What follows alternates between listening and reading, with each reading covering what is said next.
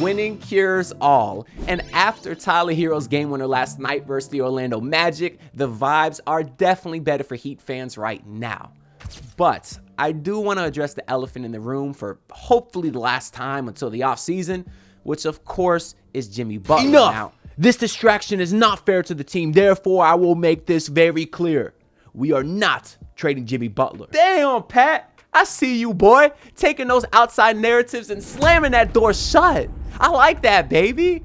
Well, one, because I don't want to trade Jimmy Butler. I mean, the brain knows we should, of course, but the heart can't allow it, man. But two, I don't think it's good to have this distraction. I don't think it's good to have all these players being constantly asked about Jimmy Butler. I mean, you got a lot of young guys like Nikola Jovic and Kamehame Jaquez Jr. and Khalil Ware. Like, what the hell do those guys need to be asked about Jimmy Butler? Like, for all we know, they might not know anything about how Jimmy's feeling. Well, Nikola Jovic probably knows. Him and Jimmy are two peas in a pod. You love those two, but they don't need to be focused on what Jimmy Butler's doing. They need to be focused on improving their games and worrying about basketball. Because you watch a game like yesterday and you see that start that the Heat had versus the Orlando Magic, where they got down 14-0 off rip. They looked like they forgot how to play basketball, and you wonder just how focused the team actually was. Now, of course, I've never played professional basketball. Surprising, right? I know. So I don't know how much all of this outside noise really affects them. I mean, I'd like to believe that they are professional basketball players and they've been doing this a long time, so they can just focus on what's going on the court. But the timing of their very poor start yesterday, with everything surrounding the team, with Jimmy Butler and Pat Riley's quote from yesterday, it does make you wonder if they were distracted at all. So I do want to talk about the Riley quote from yesterday and hopefully never again. Now, my initial reaction when I read that was, of course, I was happy, like I said, because I want to keep Jimmy Butler. But I also don't think that means the relationship between him and Jimmy is all that great right now, because it does seem like it's a little bit too late. It does seem like a little bit of damage control. And what I'm assuming happened is, yes, the Heat front office was out there fielding offers for Jimmy Butler. And when Pat realized that there was no offer of his liking, well, of course, he's going to come out now and say, yeah, we're keeping Jimmy Butler. I suppose it's possible Pat never tried to trade Jimmy and he just didn't want to address the rumors previously. But he certainly should have, because it was like a little over 2 weeks ago where that initial Shams report came out that said the Heat were open to moving Jimmy Butler. And Pat didn't say anything. And we know now that clearly offended Jimmy Butler, which I get it, because I think Jimmy likes this organization. I think he likes his teammates, and I think he likes his coaches. And if he sees a report from somebody as big as Shams that the team is looking to move you, and then your team doesn't address it at all, of course you're going to be hurt. We did see his agent, Bernie Lee, go on a bit of a tirade and attack Shams. And I love that, by the way. And basically, Bernie shut that all the way down. And then when Jimmy was asked about that interaction the next day, Jimmy basically said that he loves it. He loves Bernie Lee sticking up for him. And he said, at least somebody has my back.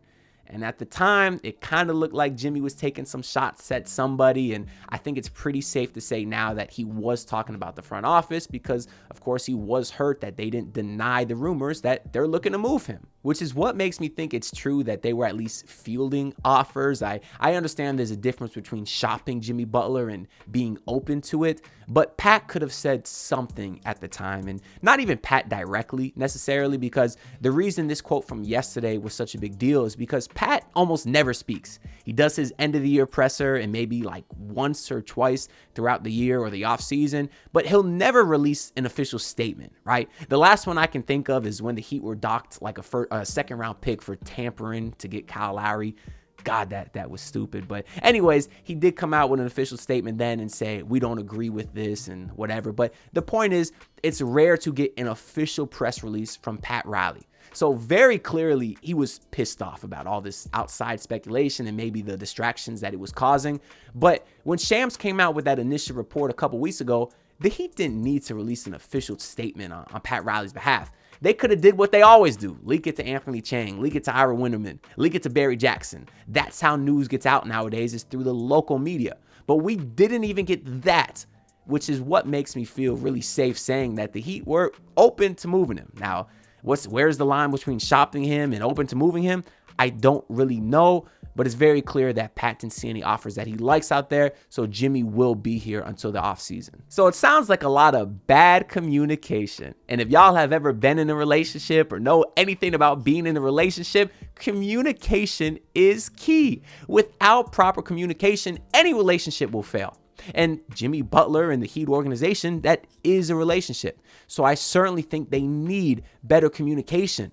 That's why personally, I don't think either one of them is completely in the rights or in the wrong. This whole media storm and circus, whatever you want to call it, over the last couple of weeks has really divided Heat fans into one side or the other. Some are taking the side of Pat Riley in the front office. Some are taking the side of Jimmy Butler. And truthfully, I don't think it's so black and white.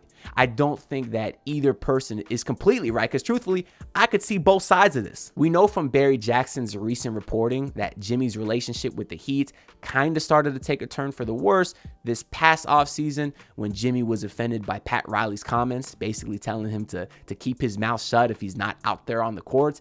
And for that particular instance, I'm kind of on Pat Riley's side. Because Jimmy was out there in the postseason presser and said, oh, if I was healthy, we would have beat the Knicks, we would have beat the Celtics. And guess what, Jimmy? You weren't healthy.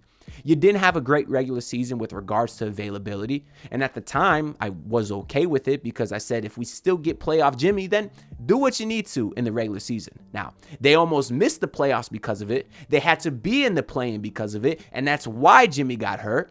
Is it his fault he got hurt? Is it his fault that Kelly Oubre jumped on him like a wild animal? No. But the reality is Jimmy Butler was not available in the postseason. So why are you talking about what's happening on the court when you're not out there on the court? And if you're offended by Pat Riley's comments, basically saying that you need to play, you need to be more available or else we're not going to pay you, because that's all Pat Riley did. He shared his concerns about Jimmy Butler's availability, which is a real concern. And now you're going to this season, and Jimmy Butler's missed 25% of the games. So it does look like Pat Riley was right about that. And if Jimmy Butler wants his money, he wants his max extension, why? How can you justify paying a guy $60+ million a year until he's 37 when he can't stay healthy now?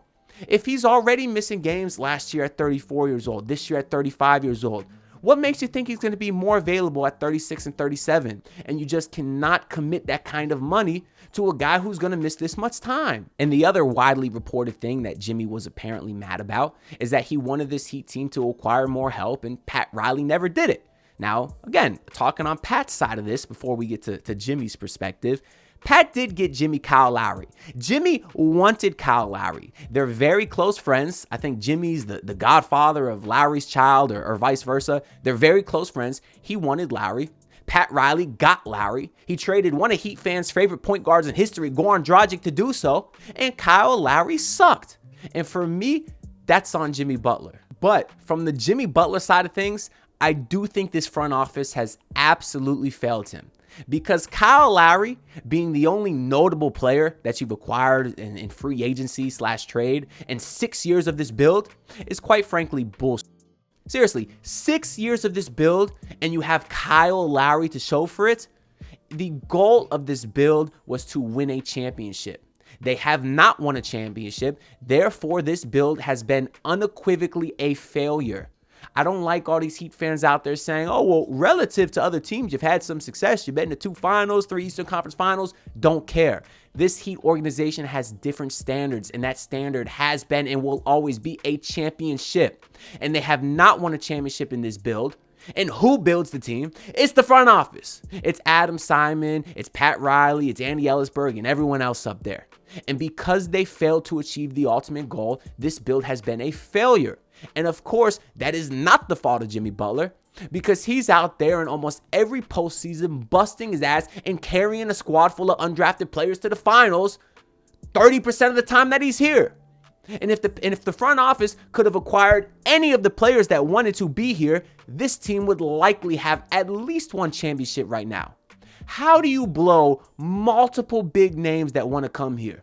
Kevin Durant, multiple times. Donovan Mitchell, multiple times. Damian Lillard, who has demanded a trade to the Miami Heat more than I've ever seen any other star in history demand a trade to a specific team.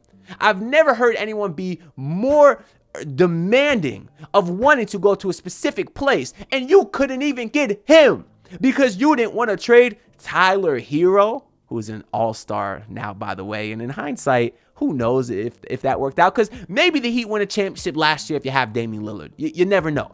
But it's very clear that this Heat front office was too insistent on holding on to their young pieces and not going after a star that's available.